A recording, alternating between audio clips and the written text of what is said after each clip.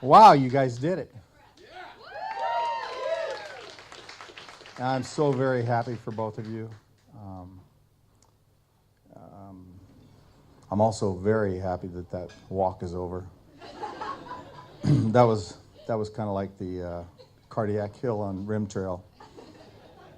Um, but Alex, I need to start with you. You took some of my thunder last night from some of the speeches, but I got to get something cleared up.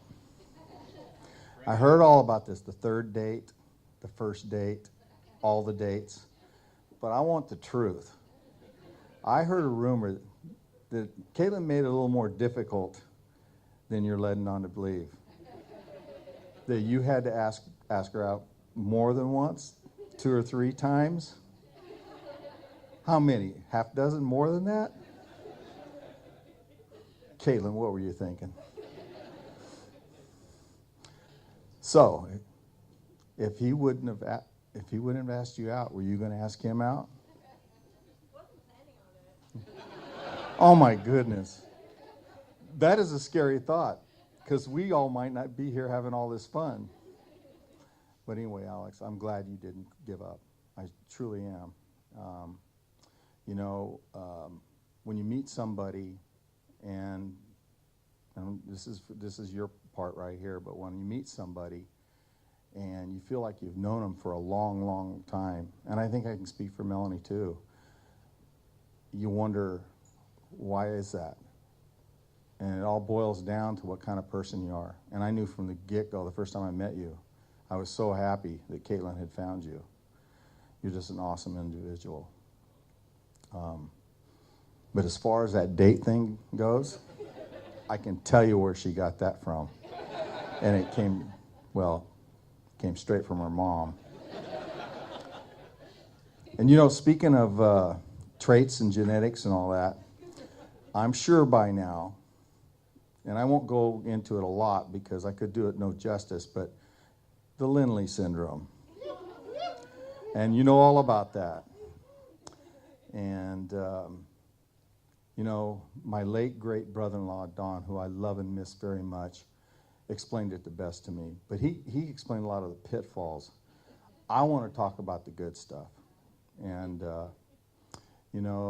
it's beauty, it's intelligence, it's wit, it's passion for life, it's selflessness, and mama bear when it comes to the kids. And I guess the most important thing that comes from that is the true love for family, as you've seen. And now there are a few pitfalls. And the word stubborn come into picture. I mean, you just don't just forget trying to win an argument or a debate. And, sometimes it can lead to a little bit of moodiness. And even, the silent treatment, which usually only lasts about an hour or two, maybe a day. Well, in my cases, I've seen it last a week. But that's probably because I deserved it. And, and it starts with Grandma Sue, and it goes to Caitlin, and it goes to actually Sharon, of course Melanie, and Kelly, and of course Caitlin. And then we have 3 little munchkins coming up, and that's Hutton, Addison, and Kinsley. And Cotty, I don't know where you're at, but you have it just from environmental reasons.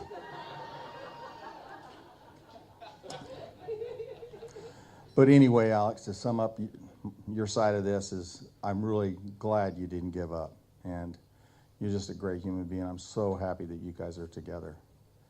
And now, for you, Caitlin, every time I tried to think about what I wanted to say at this moment, it always started at Victor Avenue in Visalia. And that is a place where your mom and I built a house, turned it into a home, and in 1987, You became part of that home. And one of the things I'll never forget is, I think you're about a year and a half, and you were chasing your brothers around, playing hide and seek or something. And you couldn't quite, down that long hallway, and you couldn't quite make that turn, and you'd run into that brick wall and fall down. And you'd cry, and your brothers would laugh. And before your mother and I could get up and comfort you, you stopped crying and started laughing. We not only knew you were going to be beautiful, but you were going to be tough. And then in 1990, we moved to Danville. And there's our first bike ride on your mom's bike with that ugly basket in the front and that black car seat, or a black bicycle seat I think she got in a 1970s garage sale. So I put you in it, and we made it to the corner before Blackhawk, and the seat fell apart, and you fell off and landed on your head. But put you on my shoulders, and we walked back, and never to ride that bike again. And there's just been so many other times that you've given me joy, and your mother.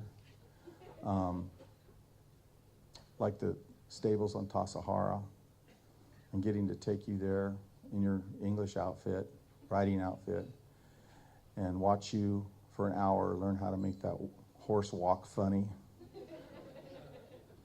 Or you and some of the other women are here, they were girls at the time, screaming and yelling in that Suburban trying to make it through a McDonald's drive-through.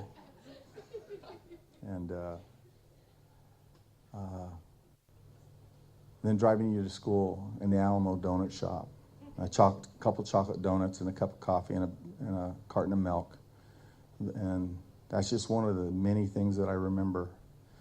And the other day, and I left it at the house, and I brought it to Palm Springs, but I found it laying around the house, and it was your vertical pass for North Star. Had your picture on it. You were 8 years old. And I remember your favorite run was Martis Landing, because those moguls were as tall as you. They made the man ones. It was a snow park, and I hated it because I had to go slow and I'd fall. And then all your dancing competitions, Disneyland, your cheer competitions, and on and on and on. And then you graduated from high school, and then college. And then I've watched you just bloom your career. And I remember telling you, why are you quitting these corporate jobs? And now I look back on it and go, because you're a lot smarter than I am. Caitlin, I love you so much, and I am so happy for the two of you. Would everybody please raise their glasses and give a toast to Alex and Caitlin